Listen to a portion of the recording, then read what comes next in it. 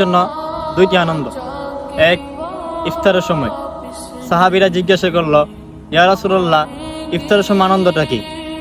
তখন আল্লাহ নবী সাল্লাল্লাহু আলাইহি সাল্লাম বলেন, বান্দা যখন খাবার নিয়ে বসে থাকে তখন নির্ধারিত টাইমের আশায় নিয়ে বসে থাকে। আল্লাহ তাআলা ফেরেশতাদের জিজ্ঞাসা করে, ও ফেরেশতারা, আমার বান্দা কি করে?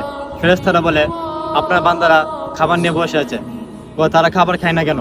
তখন ফেরেশতারা বলল, নির্ধারিত সময়ের অপেক্ষায় বসে আছে। তখন আল্লাহ তাআলা ফেরেশতাদের জিজ্ঞাসা করে, ও ফেরেশতারা, তারা আমাকে দেখছিনি? ও না। আমার জান্নাত দেখছে? ও না। আমার জাহান্নাম দেখছে? ও না। অথচ তোমরাই বলছিলা যেন আমি দুনিয়াতে বান্দা না পাঠাই, অথচ তুমি দেখো আমার বান্দা নির্ধারিত টাইমের আশায় খাবার নিয়ে বসে আছে। ও ফেরেশতারা, তোমরা শুনো, যখন নির্ধারিত টাইম হবে, যখন খাবারটা মুখে দিবে, তখন আমি আল্লাহ তাআলা তার অতীত সমস্ত গুনাহ মাফ করে দিব। 2, আল্লাহর সাক্ষাতের সময় কিয়ামতের দিন দুই দল আল্লাহর কাছে পানি চাইবে। এক দলকে আল্লাহ তাআলা জান্নাম থেকে পুষ খাওয়ানো হবে, আরেক দলকে আল্লাহ তাআলা হাউজে কাউসারে পানি পান করানো হবে। জাহান্নামীরা বলবে, ইয়া আল্লাহ, এরা তো আপনার বান্দা, আমরাও তো আপনার বান্দা, এরা তো আপনার রব মানে, আমরাও তো আপনার রব মানি। তখন আল্লাহ তাআলা বলবে, এই বান্দা, তোমরা শুনো, আমি যে বলছিলাম যে রোজার প্রতিদান আমি নিজ হাতে বান্দাদের দান করবো, এজন্য দেখো তারা আমার বয়ে রোজা রাখছে, কোনো কিছু খায় নাই, এজন্য তাদেরকে আমি হাউজে কাউসারের পানি পান করিয়েছি। জীবনে আর কোনো দিন পানির তৃষ্ণা লাগবে না। আমিন। যে ব্যক্তি রমজানের শেষ 10 দিন ইতিকাফ করবে, আমার আল্লাহ তাআলা তার আমলনামায় 2টি কবুল হজ ও 2টি উমরার সওয়াব দিয়ে দিবে। সুবহানাল্লাহ।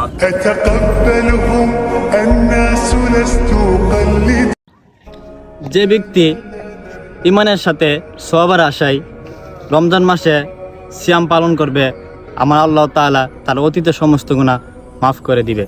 সুবহানাল্লাহ।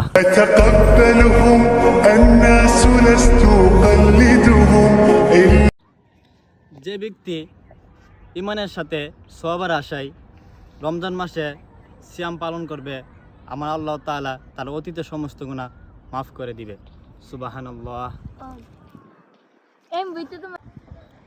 কিয়ামতের দিন সব কিছুর হিসাব নিকাশ হবে মিজানে, আর রমজান মাসে রোজার প্রতিদান আল্লাহ তাআলা তার বান্দাদের নিজ হাতে দিবেন। আমিন।